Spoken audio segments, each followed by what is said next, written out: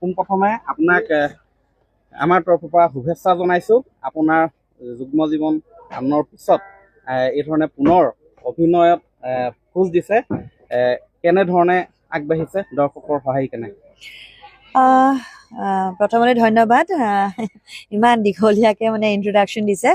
আৰু প্ৰথম কথা হৈছে যে এনেকুৱা নহয় যে যুগ্ম জীৱনৰ মানে আৰম্ভণিৰ এয়া আজি প্ৰথম, এনেকুৱা একো নহয়। যিদিনাখন মোৰ বিয়া সেইদিনাখনো মই নাটক কৰিছো মঞ্চত, সেইদিনাখনো অভিনয় কৰি গোলাঘাটত মোৰ নাটক আছিলেই।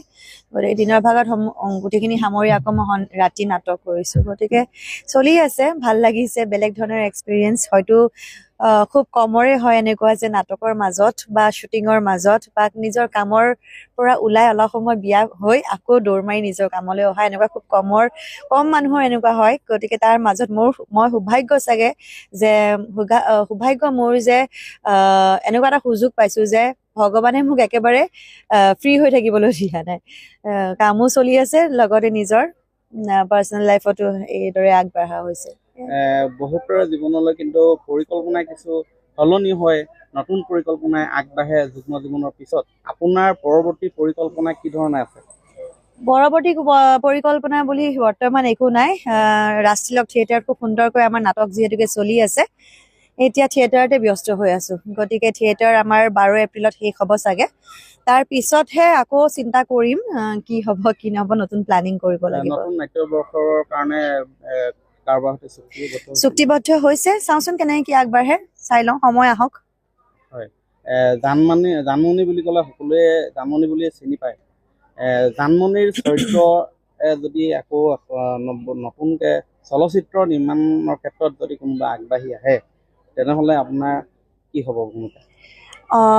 মানে জানমণিৰ আচলতে শ্বুটিং চলি আছে মাজতে।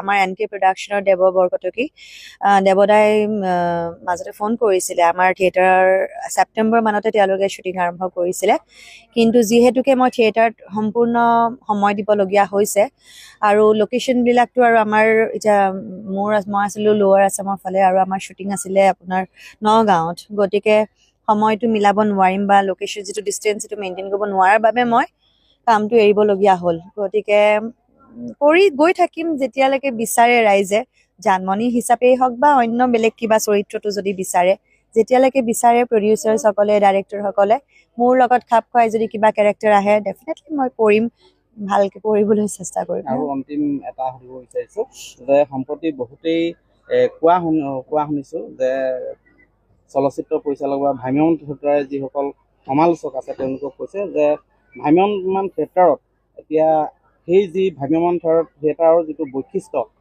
যিটো সক্ৰিয়তা, সেইটো লাহে লাহে নোহোৱা হৈছে, কি ক'ব? চাওক, এতিয়া প্ৰত্যেকটো চব বস্তুৱে সলনি হয় নহয়। আগতে যিহেতুকে মই 2009 চনত 10 চনত বা আগতে যেতিয়া মই থিয়েটাৰত আছিলোঁ, তেতিয়া বস্তুবোৰ অলপ বেলেগ আছিলে বাৰু, কিন্তু এতিয়া ফুল্লি কমাৰ্চিয়েল হৈ পৰিছে। যেনেকে আগতে সঁচা ক'ব গ'লে মই কেতিয়াও কমিটিসকলৰ লগত মই তেনেকে নিজে কথা পতা নাছিলোঁ। নাটক কৰোঁ, গুচি যাওঁ, যিখিনি পে'মেণ্ট লয় তেনেকুৱা নিচিনা আছিলে। কিন্তু এতিয়া দেখিছোঁ যে ভিডিঅ' বনাই দিব লাগে বা কিবা তেনেকুৱা বহুত বস্তু চেঞ্জ হৈছে।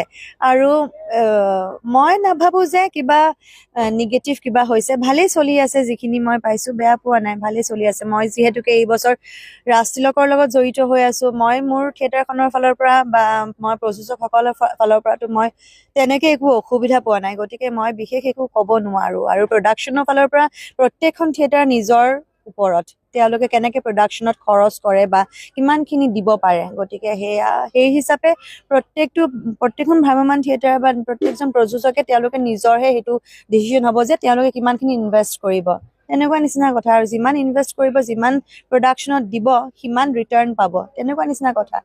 গতিকে ভালেই চলি আছে, মইতো ভালেই পাইছোঁ, এই বছৰ পজিটিভ পাইছোঁ মোৰ ফালৰ পৰা। ৰাজতিলক থিয়েটাৰৰ উপৰিও ইয়াৰ পিছত পৰৱৰ্তী বৰ্ষত মই পুনৰ সুধিছোঁ, কোনোবা থিয়েটাৰত পুনৰ যোগাযোগটো চলিছে, কথা চথা পতা হৈছে। বাকীখিনি কি হয় আপোনালোকে ডেফিনেটলি গম পাব, এতিয়াই নকওঁ। কিয়নো এই বছৰটো ভালে কুশলে যাওকচোন ন। এতিয়াও বহুতকেইটা মাহ পৰি আছে সন্মুখত, গোটেইখিনি এটা এখোজকেহে